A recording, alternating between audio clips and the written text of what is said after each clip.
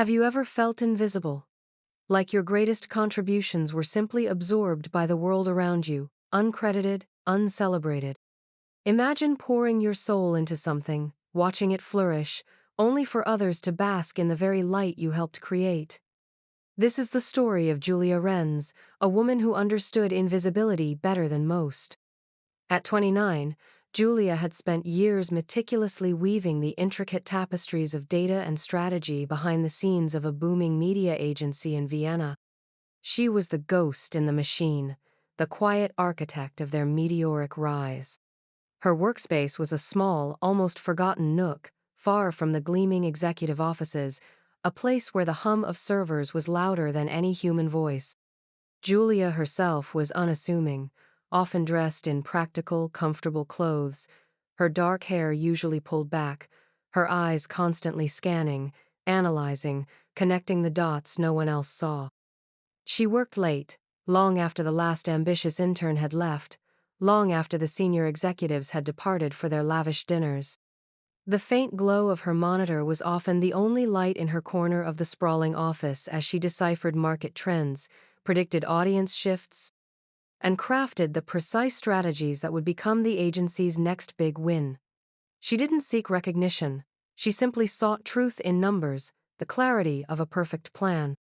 But beneath that quiet exterior lay a profound depth, a resilience forged in the fires of past disappointments. She had learned early that outward show often overshadowed genuine substance, and that trust was a fragile commodity. So, she protected herself, letting her work speak for itself, even if no one was listening.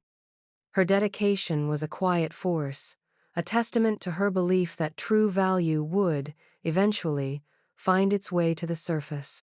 Yet, as the agency grew, becoming a titan in its industry, the chasm between Julia's undeniable impact and her profound anonymity widened with every passing day.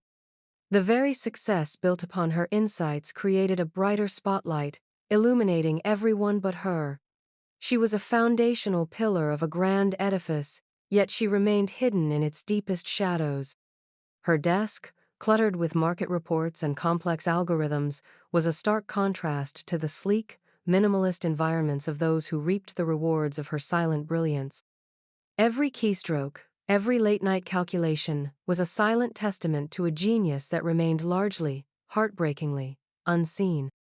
She carried the weight of her history, a deep-seated need for security and stability, which had often led her to choose roles where she could exert influence without drawing personal attention. This quiet commitment was both her strength and her current burden.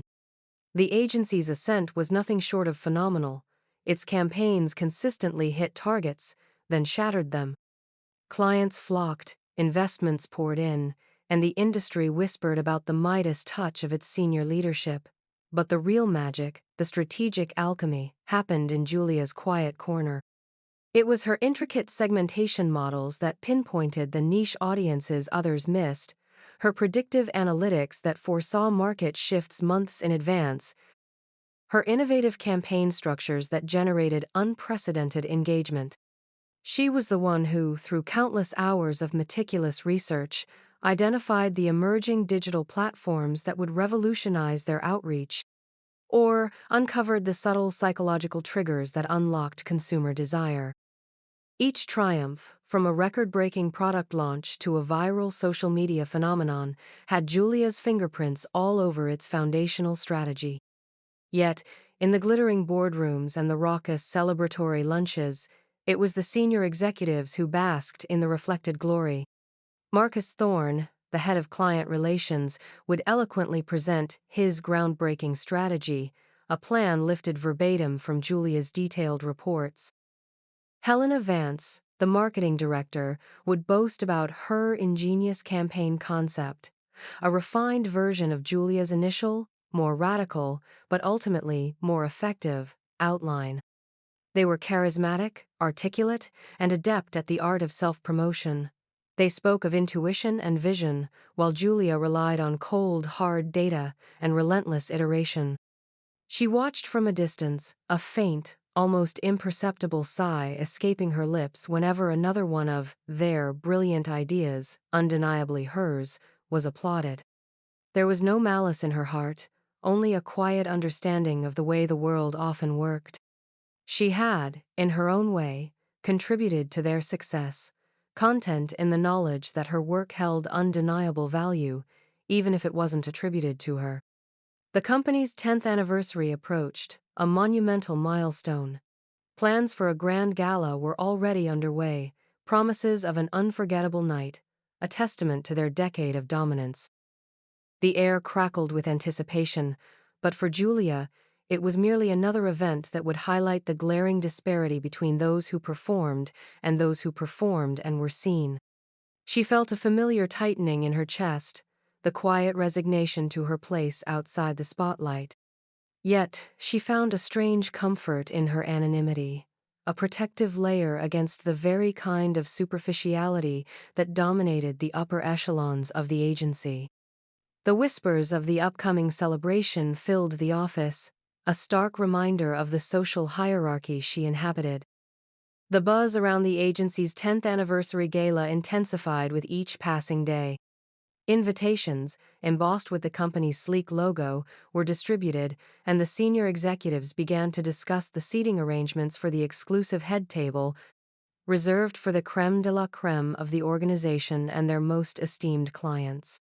It was during one of these very public, very loud discussions that Julia, passing by, overheard snippets that twisted a familiar knife in her gut. Julia Renz? Oh, she's wonderful with the numbers. Simply indispensable, Marcus Thorne chuckled, a dismissive wave of his hand accompanying his words. But the head table? Good heavens, Helena. She wouldn't know what to do with a canapé, let alone client small talk. She'd probably try to optimize the cocktail menu. Helena Vance, ever quick to agree, offered a thin, brittle laugh. Indeed. Some people are just built for the back end, aren't they? And besides, we need faces that represent our forward-thinking brand, not, well, you know.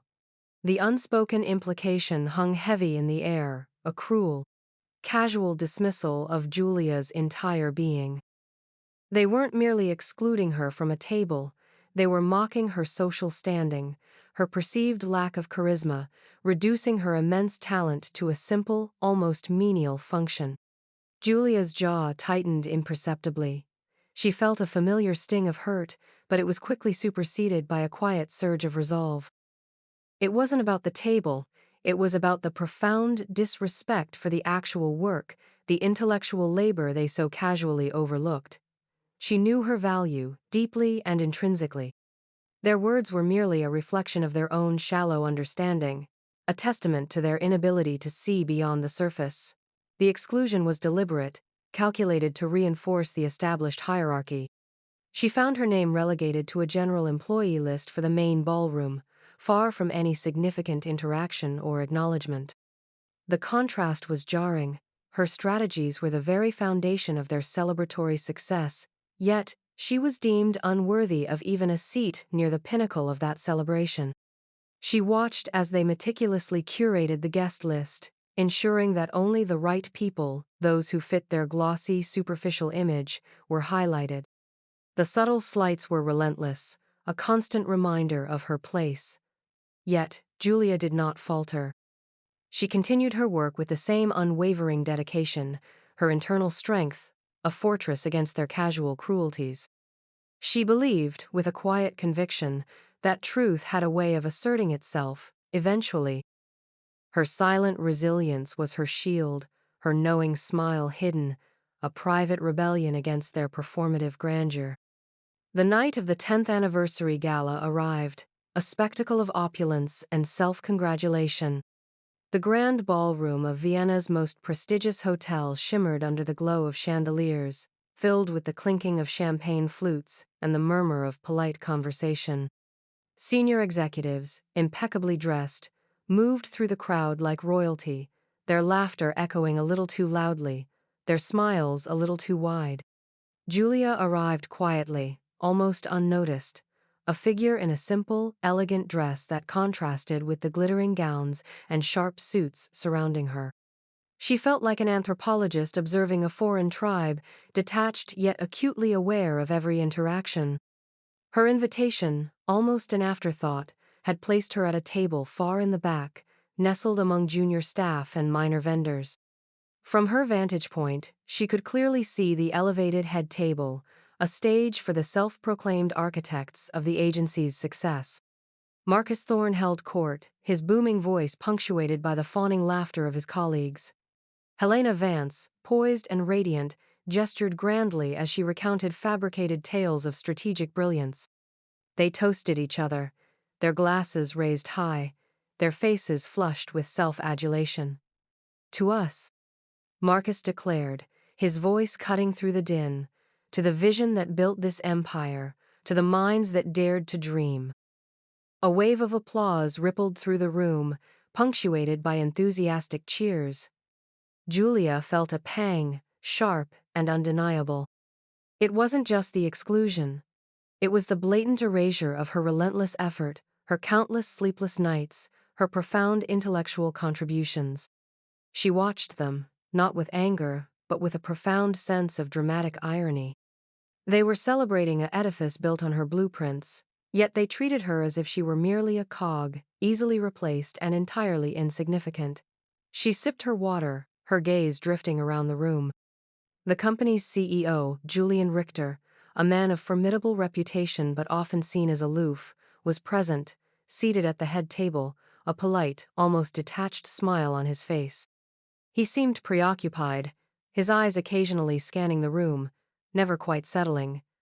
Julia knew his reputation as a visionary, but also as a man consumed by the macro, often missing the micro. His presence, for now, was a silent confirmation of her invisibility. The air vibrated with a sense of entitlement from the head table, a stark contrast to the quiet dignity Julia carried, despite the indignity of her position. She knew the truth, and that knowledge, at least for now, was her only solace. Julian Richter, the CEO, sat at the head table, a polite, almost practiced smile etched on his face, but his mind was elsewhere. He listened to Marcus Thorne's bombastic self-congratulations, and Helena Vance's saccharine tales of innovation, and a growing sense of unease began to gnaw at him. The agency's success, he knew, was extraordinary. It had exceeded even his most optimistic projections. Yet, as he watched his senior executives preen and posture, he couldn't shake a subtle dissonance. Their stories felt too convenient, too polished, lacking the grit and struggle that usually accompanied true groundbreaking work. His gaze drifted across the ballroom, sweeping over the hundreds of faces, a silent search for something indefinable. His eyes landed, for a moment, on Julia Renz, tucked away at a far table. She wasn't engaging in small talk, wasn't clamoring for attention.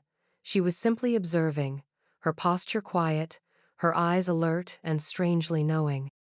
He had always known her name, a vague association with data analytics and back-end reports, but he rarely interacted with her directly.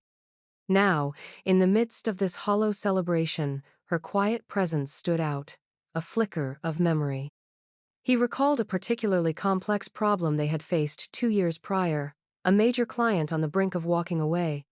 It was a crisis that had stumped even his most experienced strategists. Then, a slim, meticulously researched report had landed on his desk, outlining a revolutionary approach to customer engagement. The ideas were audacious, counterintuitive, and ultimately, brilliant. It had saved the client, turning a potential disaster into one of their biggest success stories. At the time, he remembered a junior assistant mentioning something about that Renz person being behind it, but Marcus Thorne had quickly stepped in, taking full credit for refining the strategy into a viable plan. Julian had simply nodded, preoccupied with the larger victory. Now, seeing Julia's quiet intensity, that memory resurfaced with startling clarity. He began to connect other seemingly disparate dots.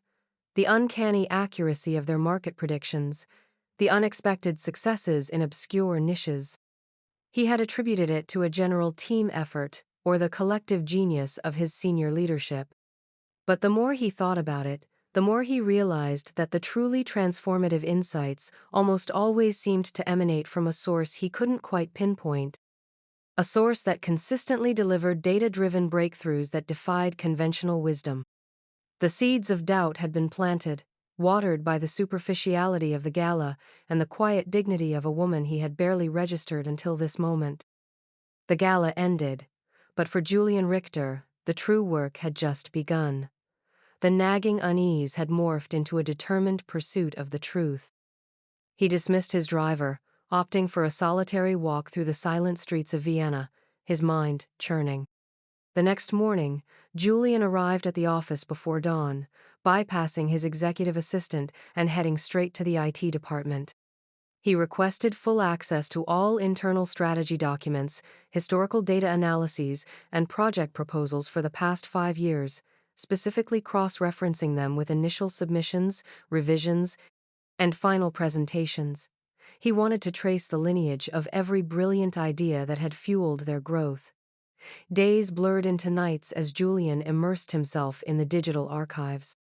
He pored over spreadsheets, read through hundreds of dense reports, and meticulously compared timelines.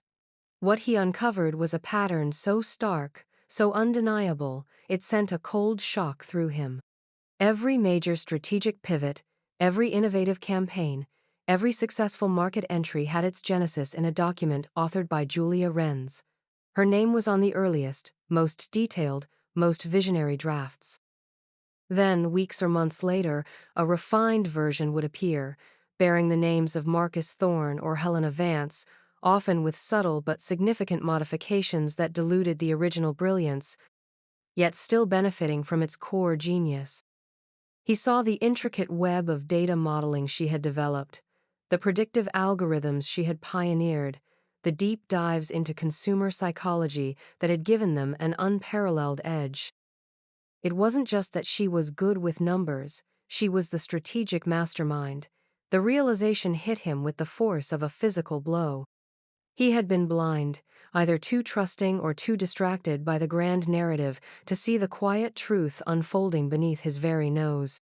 His senior executives, the very people he had entrusted with the public face of his company, were not innovators, they were adept appropriators, skillfully leveraging Julia's intellectual labor for their own gain. The shame was a bitter taste in his mouth. He had allowed this injustice to fester, unwittingly contributing to Julia's invisibility. He felt a profound sense of responsibility, not just for the ethical lapse within his company, but for the fundamental failure of his own leadership. This wasn't merely about hidden talent, it was about integrity, about the very soul of the organization he had painstakingly built. He realized that the agency's Midas touch was not a shared gift, but the singular, uncredited brilliance of one overlooked woman. His frustration turned into a quiet fury, a burning desire to rectify this profound wrong. The time for observation was over, the time for action had arrived. Julian Richter didn't bother with the senior executives first. Their deceit was now a documented fact, a betrayal that would be dealt with in due course. His immediate priority was Julia. He found her, as expected, late in the evening, hunched over her glowing monitor, amidst a clutter of printouts and empty coffee cups. Her small, unassuming office seemed to shrink even further in the vastness of the silent building. He knocked gently on her open door. Julia looked up, startled, her eyes widening slightly at the sight of the CEO standing in her doorway. Julian, his voice uncharacteristically soft, began. "Julia, may I have a moment? I've been doing some research."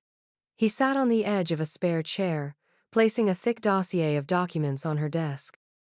He laid out the evidence, calmly, methodically, detailing how her foundational strategies had been rebranded, repackaged, and presented as the work of others. Julia listened, her face impassive at first, then a slow understanding dawned in her eyes. There was no anger, no vindication, only a quiet, profound sadness. When Julian finished, explaining his own profound disappointment in his leadership, Julia finally spoke, her voice barely above a whisper. "I knew, Mr. Richter. Not the extent, perhaps, but I knew what was happening." She paused, her gaze distant. "My past. It taught me to value security above all else. I lost everything once, my family, our home, because of a decision where I spoke out, where I sought credit that was then used against me. It taught me to be careful, to be invisible. If my work made a difference, if it kept a roof over my head and food on my table, that was enough. The recognition, the spotlight. It felt like a risk I couldn't afford to take. I believed that true value would eventually make itself known, even without a voice." Julian felt a deep ache in his chest. Her quiet revelation, her unspoken trauma, put everything into devastating context. It wasn't just that she was overlooked, she had, in a way, chosen obscurity as a shield. "Julia," Julian said, his voice earnest. "What they did was a profound injustice, and my failure to see it earlier was equally so. Your talent, your integrity, your quiet strength. It's not just valuable. It's the very essence of what this company should stand for. We have been built on stolen merit, and that ends now." He saw her vulnerability, her deep-seated fear, and felt a surge of respect for her quiet resilience. Her story solidified his resolve, transforming his disappointment into a fervent commitment to righting this deeply personal and professional wrong. He realized that empowering Julia wasn't just about fairness, it was about redefining the very culture of his company. Julian Richter spent the next 48 hours in a whirlwind of intense deliberation, but his decision was clear, unshakable. This wasn't just about correcting an injustice. It was about fundamentally reshaping the agency's future, ensuring that true talent and integrity were not just valued, but championed. He knew the move would be disruptive, controversial, and would undoubtedly face significant pushback from the entrenched hierarchy. But the vision of Julia, quiet and brilliant, contrasted with the superficiality of his senior executives, fueled his resolve. He summoned Julia to his office, the large, sun-drenched space a world away from her quiet corner. He cut straight to the chase. "Julia," he began, his voice firm with conviction, "I am reorganizing the leadership structure of this agency. Effective immediately, I am naming you the new managing director." Julia's breath hitched. Her eyes, usually so composed, widened in disbelief. A wave of conflicting emotions washed over her. Shock, a flicker of fear at the magnitude of the role, but beneath it, a profound, almost dizzying sense of validation. "Managing director?" she echoed, her voice barely a whisper. "Mr. Richter, I've always worked behind the scenes. My strength is in strategy, not in leading people, not in the public eye." Julian leaned forward, his gaze unwavering. "Your strength, Julia, is in vision, in truth, in genuine merit. That is precisely what this company needs leading it. We have grown fast, but without the right foundation, that growth is unsustainable. You are the foundation. You understand the core mechanics of our success better than anyone, because you built them. My job is to recognize and empower that truth. Your fear of the spotlight, your need for security, I understand it. But what you have is too important to remain hidden. I need you to step into this role, not just for yourself, but for every hidden talent, every unacknowledged contribution that has built this company. This isn't just a promotion, Julia. It's a redefinition of our values. It's a risk, yes, for both of us. But it's a risk I am absolutely willing to take, because I believe in your capabilities more than I've ever believed in the charade that has been playing out at the top." His words resonated deeply within her. It wasn't just an offer. It was an appeal to her innate sense of purpose, an acknowledgement of her worth that transcended mere numbers. She saw the genuine conviction in his eyes, the transformation in his own values. After a moment of profound silence, Julia nodded, a quiet strength settling over her features. "I will do it, Mr. Richter." I will do everything in my power to ensure this company truly reflects the values you now champion. The plan for the anniversary gala announcement, already in motion, took on a new, exhilarating dimension. It would not just be a celebration, it would be a revolution, a public declaration of a new era. The anniversary gala resumed, a second act to a drama the unsuspecting audience had no idea was unfolding. The same glittering chandeliers, the same clinking glasses, the same self-congratulatory chatter from the head table. Marcus Thorne was mid-anecdote about his latest brilliant foresight, Helena Vance nodding in earnest agreement, their faces radiating smug satisfaction. Julian Richter, the CEO, rose from his seat, making his way to the podium. A hush fell over the room, an expectant silence. This was the moment for the customary CEO's speech, the final flourish of a night celebrating their collective triumphs. Ladies and gentlemen, Julian's voice boomed, calm and resonant. What a truly remarkable decade it has been. We stand here tonight, a testament to innovation, to vision, to daring to dream big. He paused, letting his words hang in the air, allowing the senior executives at the head table to swell with pride, their smiles widening, oblivious to the coming storm. But true vision, true innovation, he continued, his gaze sweeping the room, often manifests in ways we don't immediately see. It often resides in the quiet corners, in the meticulous work, in the unwavering dedication of those who prefer substance over show. Tonight, we celebrate not just a decade of success, but the truth behind that success. The smiles on the faces of Marcus and Helena faltered slightly, a flicker of confusion crossing their features. Julian's eyes locked onto Julia, who sat at her table, her heart pounding, her breath caught in her throat.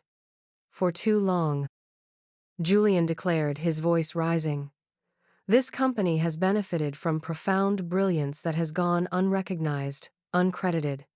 The strategies that built our empire, the data that fueled our growth, the insights that truly defined our market dominance, they did not originate from the loud voices, nor from the polished presentations. He turned, his arm sweeping dramatically towards the back of the room. They originated from one extraordinary individual, a silent strategist, a true virtuoso. The murmurs began, a ripple of confusion spreading through the crowd. Marcus and Helena exchanged nervous glances, their faces paling. Julia Renz, Julian announced, his voice ringing with power. Would you please come join me on stage? A stunned silence gripped the ballroom. All eyes swiveled to Julia's table. She slowly rose, her legs feeling like lead, a mixture of terror and fierce determination hardening her gaze. As she walked towards the stage, past the now ghastly faces of Marcus and Helena, the room erupted. Whispers turned to gasps, then to a growing tide of applause. Julian met her at the foot of the stage, took her hand, and led her up. He then handed her the microphone, a symbolic transfer of power. Ladies and gentlemen, he proclaimed, his voice booming with pride, I am honored and immensely proud to announce that Julia Renz, the true architect of our success, is our new managing director. Effective immediately. The applause thundered, a deafening roar of shocked, then delighted, recognition. Marcus Thorne slumped in his chair, his face ash, white. Helena Vance gripped the table, her eyes wide with a mixture of fury and utter defeat. The tables had turned, dramatically, irrevocably.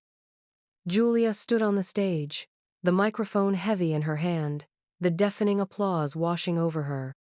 It was a sound she had never anticipated, a wave of recognition that felt both overwhelming and profoundly liberating. Her voice, when it came, was clear and steady, filled with a quiet strength that belied her years of invisibility.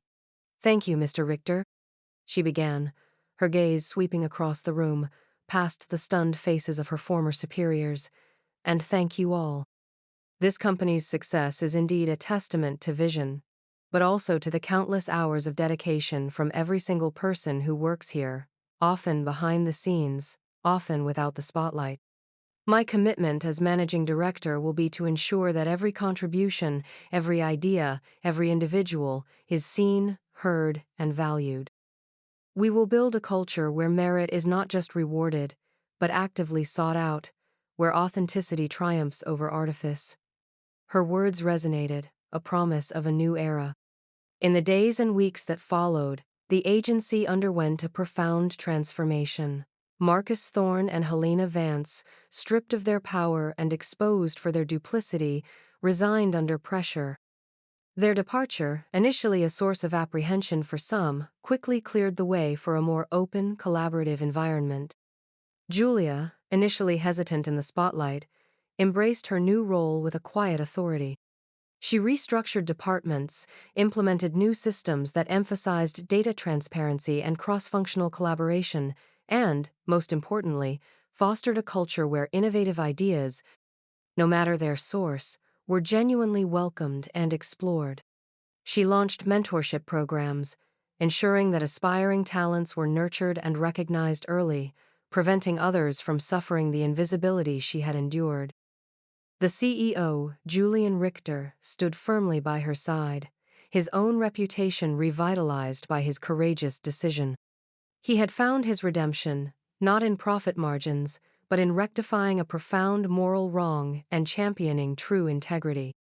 The agency didn't just maintain its success, it flourished, its growth now built on a foundation of genuine respect and shared purpose. Julia Renz, the once invisible strategist, became a beacon, her story echoing through the industry as a powerful testament to the triumph of substance over superficiality. She proved that true leadership wasn't about the loudest voice, but about the clearest vision and the deepest commitment to the potential within everyone. Her journey became a living example that worth is not diminished by being unseen, but simply waits for the courageous heart to recognize it. Do you see now? Do you understand that the greatest value often lies hidden, masked by circumstance or quiet humility? Look closer at the people around you. The quiet ones, the diligent ones, those who work without fanfare. Their potential, their brilliance, might just be waiting for someone, anyone, to simply see them. Don't let valuable contributions go unacknowledged. Don't let the noise of self-promotion drown out the quiet power of true talent. Share this story, not just to inspire, but to remind someone today that their worth is undeniable, even if the world hasn't fully caught up to it yet. Remind someone to look beyond the surface, to seek out the hidden gems, for they are the ones who truly change the world.